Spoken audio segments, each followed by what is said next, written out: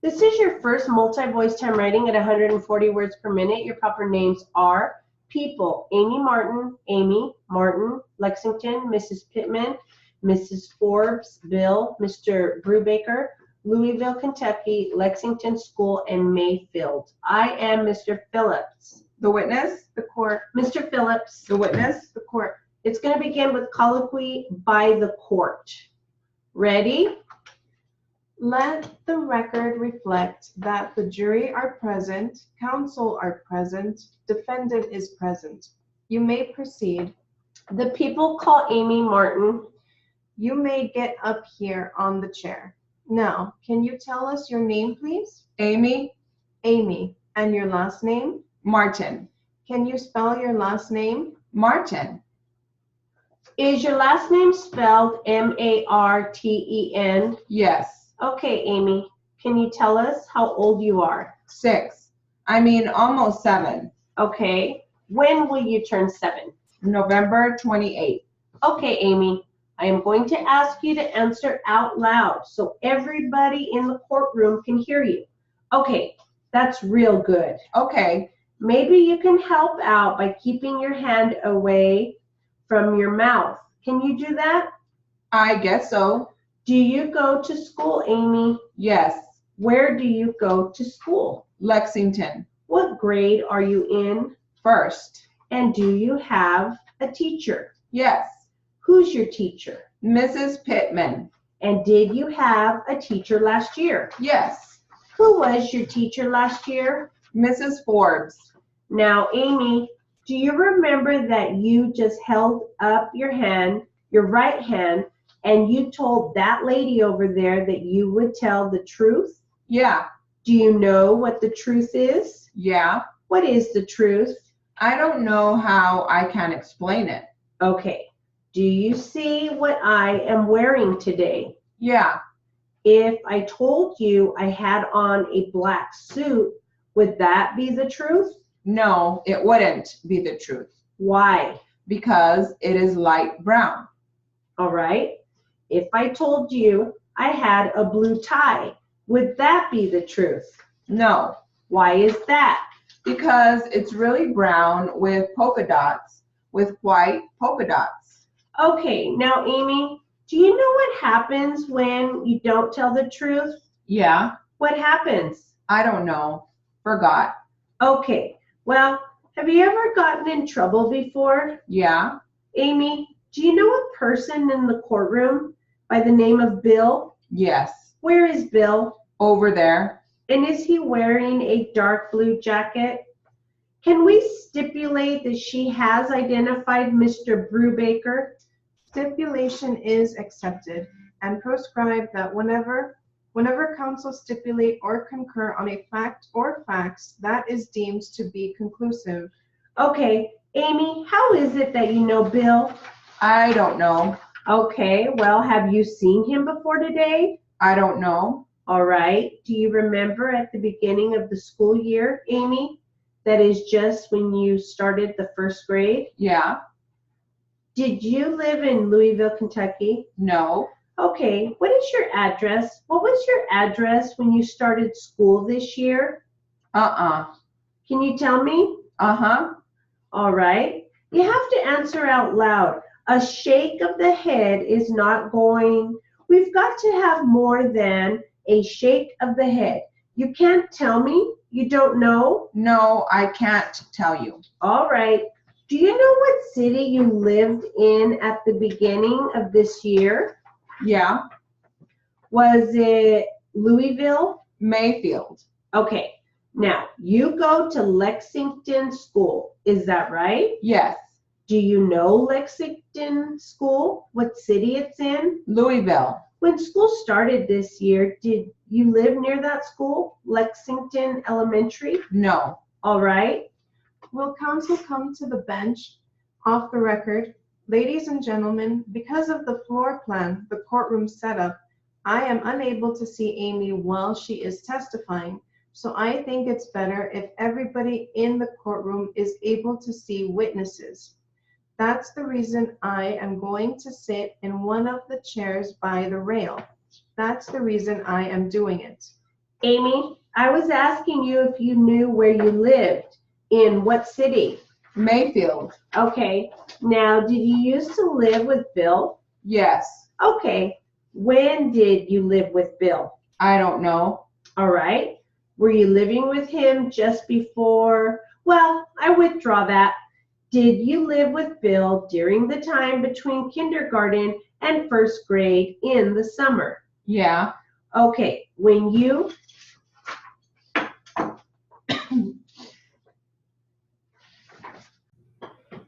This is your second multi-voice time writing at 140 words per minute. Your proper names are Clayton Andrew Conaway, Ned Yade, Denver Broncos Football Club. I am Mr. Boulay. The witness. Mr. Nielsen. Mr. Boulay, The witness. Mr. Nielsen. it is going to begin with a question by me, Mr. Boulay. Just right here. Mm-hmm. Ready? Please state your name. Clayton Andrew Conaway. Is Ned Yade your brother-in-law? Yes. Is he the plaintiff in the action that we are talking about here? Yes, that's correct. When did you first purchase tickets for the Denver Broncos? The spring or summer of 1976. Now, the notice to take deposition was accompanied with a request to produce any writings or evidence of purchase and payment of these tickets. Did you bring those with you? Yes. You may want to consult with your counsel. Would you let us examine those today? We will give you back the originals. Okay. Sure. I have got them here. Yes, you may examine them. I note that many of these are copies. Is that correct? We also have the originals, but I thought it would be simpler if Copies are fine. we used copies so that Mr. Conaway could retain the originals in his possession. That is fine. Perhaps to make the record complete, I should say what I have just given you. All right, let's do. Let the record reflect that these are the balance due invoices payable by June 1, 1986 as one item, and this other copied item is the Denver Broncos Football Club ticket location dated May 21, 1980. That constitutes the items which Mr. Conaway has brought in response to the request for production. Now, you say you didn't have any agreement, either oral or written, with Ned Yade as to his receiving 2 out of the 4 season tickets beginning in 1984 through the present. Is that correct? Yes, but That isn't what he said. He said he had an agreement. He already testified. In 1984, he offered him the 2 tickets for that season, which offer was accepted, and it was paid for, and he transferred the tickets in 1984. I don't think you can lump it all together. That isn't his testimony. Okay, in 1984, the agreement was that Ned Yade would pay you for 2 of the 4 tickets that you purchased, and that in fact, Ned Yade never did pay you for those tickets. Is that what? I will not stand for this line of questioning. You are leading or putting words into this man's mouth. Let's get back to a proper line of questioning. Okay, in 1984, the agreement was that Ned Yade would pay you for 2 of the 4 tickets that you purchased? that's correct. Yes. And is it a fair statement that you and your wife wanted tickets just for yourself? That's correct. We didn't want the hassle anymore. We had a social event at the Yades, and we had a conversation about it. Who might have heard the conversation? I just can't recall. Would you ever have created the impression towards any of the other family members that 2 of the 4 tickets that you were purchasing were in effect Ned Yade's tickets? Objection to the form of the question. Are you saying that he intentionally intended to create that impression, or is your question, did that impression occur with some other person? Now, if it is the second, I don't think there is any foundation. How would he possibly know what impression was made with somebody else? But if you are asking, did he intend to create that impression, I have no objection. I would like to have that clarified. Do you have any reason to believe that the impression was created among your family members that you have just mentioned, that the 2 out of the 4 tickets in 1984 that you were purchasing were for Ned Yade and solely for him? At what time? What meeting? At the time of the family gathering. I don't know whether there is any foundation as to how he would know what the impression was of somebody else. He can testify what his opinion is. I asked what his opinion was as to whether this was true. I don't know what impression was conveyed to anybody else's mind at that session. In my best memory, I offered to transfer those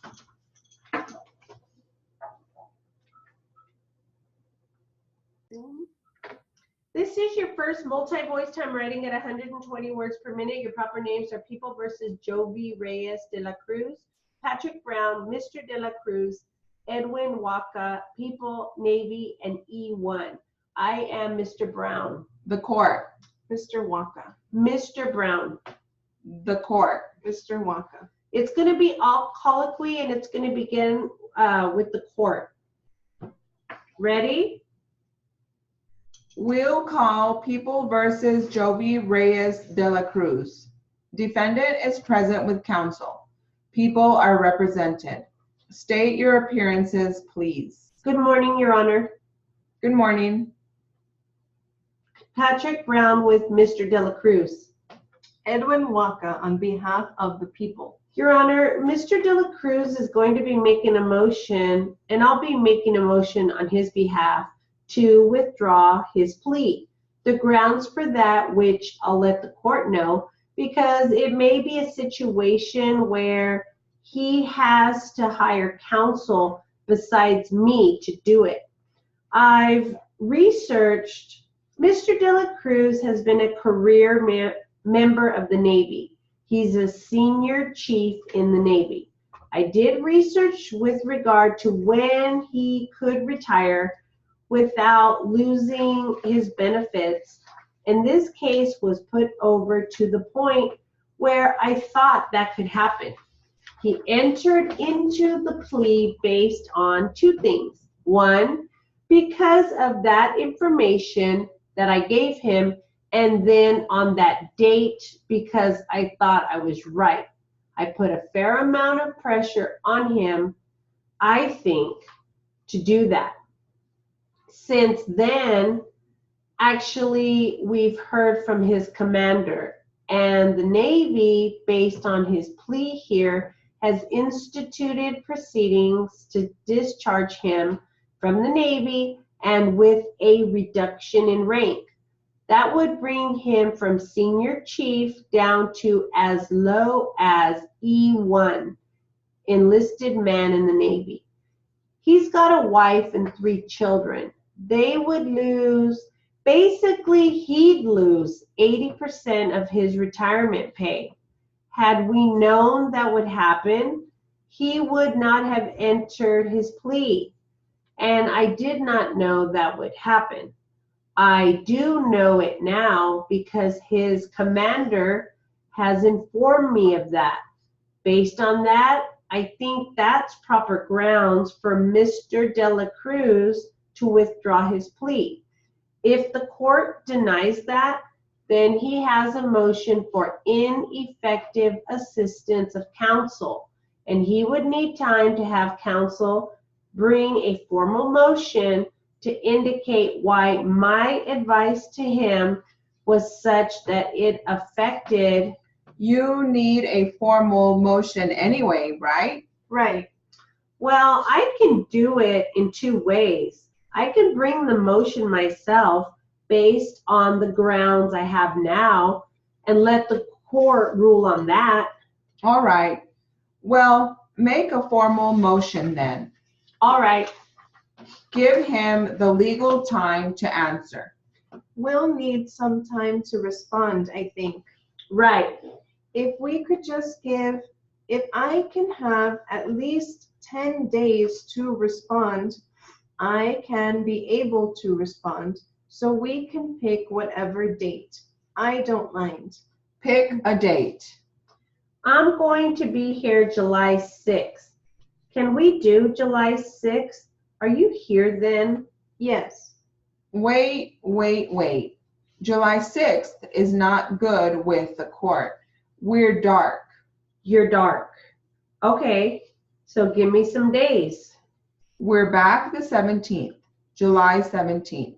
I'm here. Well, no, you are going to be gone. 17th, I'll be here.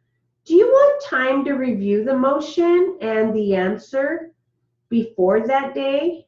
How big is it going to be? Not that big. It can't be that big anyway. Is the 17th okay for the court? We could put it for the 17th. If we need more time, Want to put it on the 18th? No, I'm in a deposition on the 18th. Put it on the 17th and just have the documents here so it will be on my desk so I can read them. I'm able to come in on the weekend to see if there's anything I should read. thank you, Your Honor. I may not to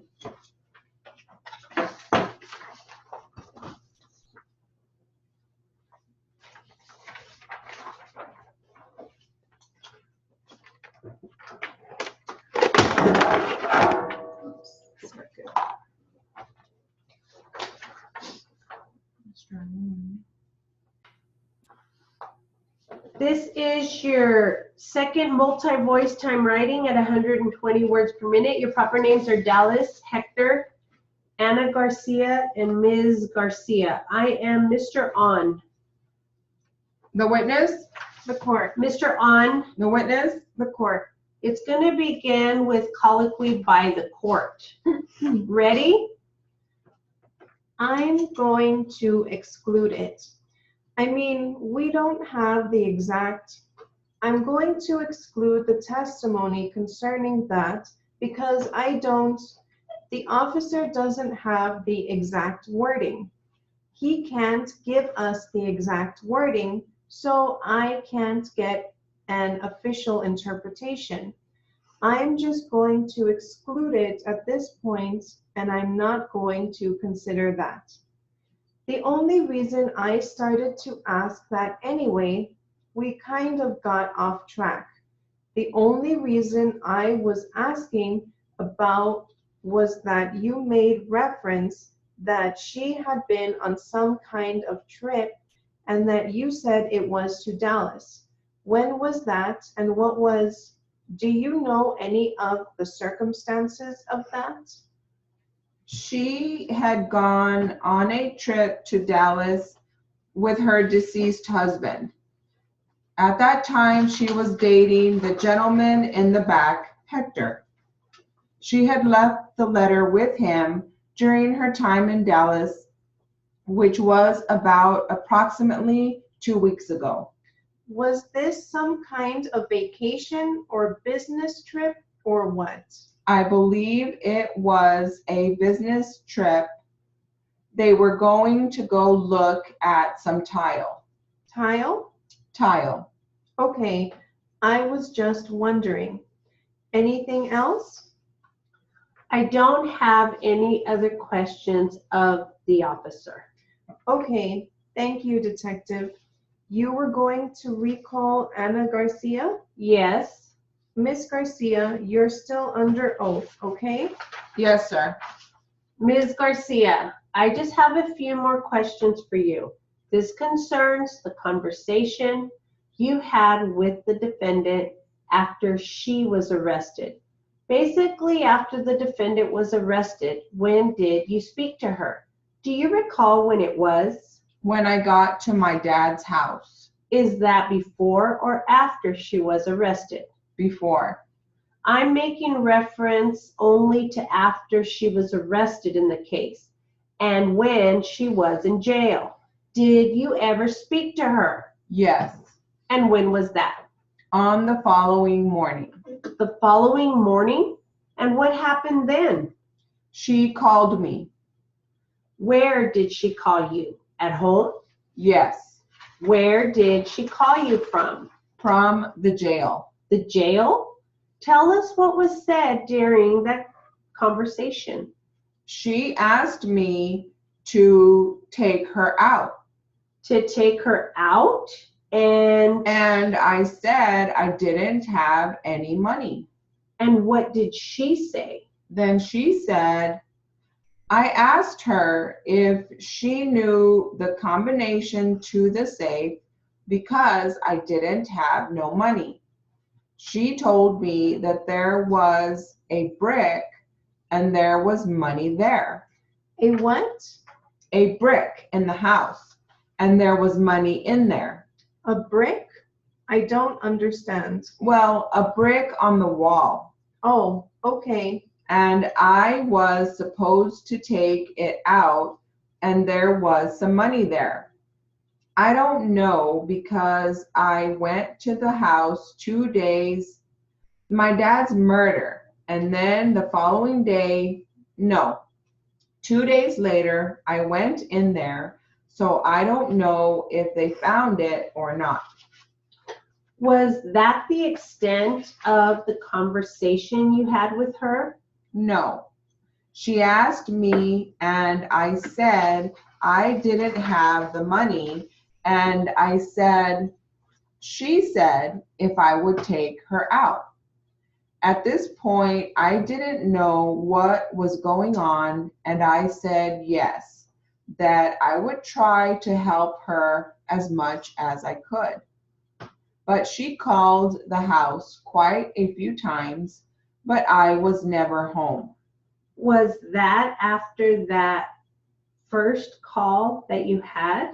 Yes, but I was never home and I never got to talk to her again because I was never home. And after that, she did call.